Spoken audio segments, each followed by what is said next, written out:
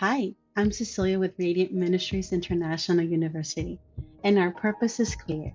We're passionate about remaking lives through Christ. We're passionate about making disciples who make disciples, and we're passionate about living like Jesus and filling the earth with God's glory.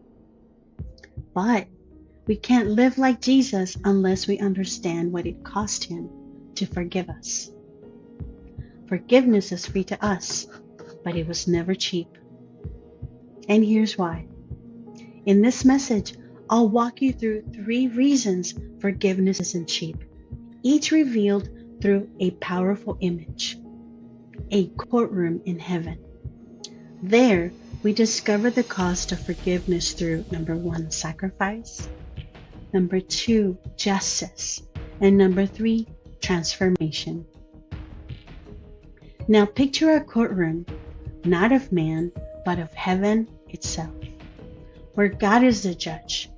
He's holy, righteous, and just, where Jesus is your advocate, pleading not with arguments, but with his very own blood, where you are the witness, perhaps also the victim, and where the accused stands trial, maybe someone who hurt you, maybe even your own guilt, and in your hand is the gavel.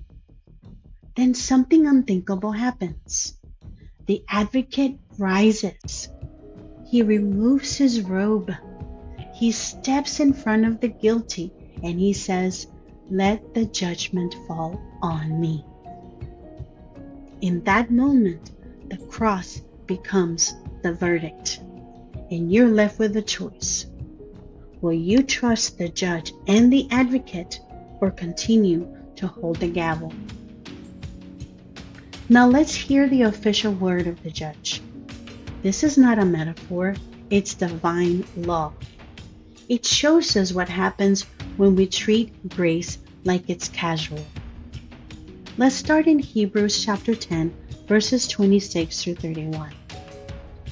Verse 26 says, "For if we go on willfully and deliberately sinning after receiving the knowledge of the truth, there no longer remains a sacrifice to atone for our sins." Verse 27 continues to say, "But a kind of awful and terrifying expectation of divine judgment and the fury of a fire and burning wrath, which will consume the adversaries or those who put themselves in opposition to God." Verse 28 continues to say, "Anyone who has ignored and set aside the law of Moses is put to death without mercy on the testimony of 2 or 3 witnesses." Verse 29 continues to say, "How much greater punishment do you think he will deserve who has rejected and trampled underfoot the Son of God, and has considered unclean and common the blood of the covenant that sanctified him, and has insulted the Spirit of grace, who imparts the unmerited favor and blessing of God?" And verse 30 tells us, "For we know him who said, 'Vengeance is mine. Retribution and the deliverance of justice rest with me, says the Lord. I will repay the wrongdoer.'" And again the Lord says, "Judge his people." And verse 31 leaves us with this: "It is a fearful and terrifying thing to fall into the hands of the living God."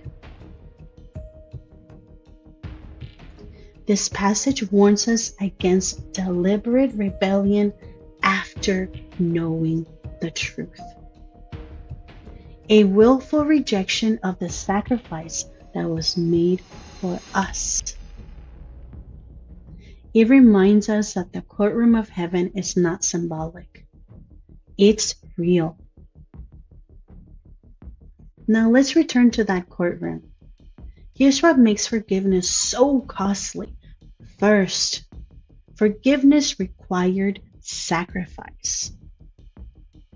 Your advocate didn't just speak, he offered himself in your place. The gavel fell and it landed on him. Second, Forgiveness upholds divine justice. God did not lower the standard to forgive you. He upheld it perfectly by placing the penalty on Christ. Grace didn't erase judgment, it fulfilled it. Third, forgiveness calls us to live transformed lives. You don't leave that courtroom with a loophole, you leave with a new life. Forgiveness isn't permission to continue in sin, it is power to walk in righteousness. But here's the tension. You're still holding that gavel. You may wield it in judgment over others, in condemnation of yourself, or to excuse a sin you haven't yet released. But the judge is calling, and the advocate is waiting. Lay down the gavel. Walk away from the bench. Let God's justice be the final word. Whether it's by writing down a name, confessing guilt, or surrendering your rights, place it at the feet of the only judge who never gets it wrong. Now return with me once more to the courtroom. The verdict has been given. The penalty has been paid. The gavel has fallen. Not on you, not on the accuser, but on Christ. Forgiveness isn't cheap, and now it's time to respond. Because of his sacrifice, you are free. Because of his justice, you are secure. And because of his power, you are transformed. So today, lay down the gavel and actively embrace transformation. Engage in discipleship. Live as Christ intended. And leave this courtroom not condemned, but commissioned. Let's declare this together. Forgiveness isn't cheap. It cost Jesus everything. I lay down the gavel. I trust the judge. I follow the advocate. I will live remade through Christ. I will make disciples who makes disciples. And I will live like Jesus and fill the earth with God's glory. Amen.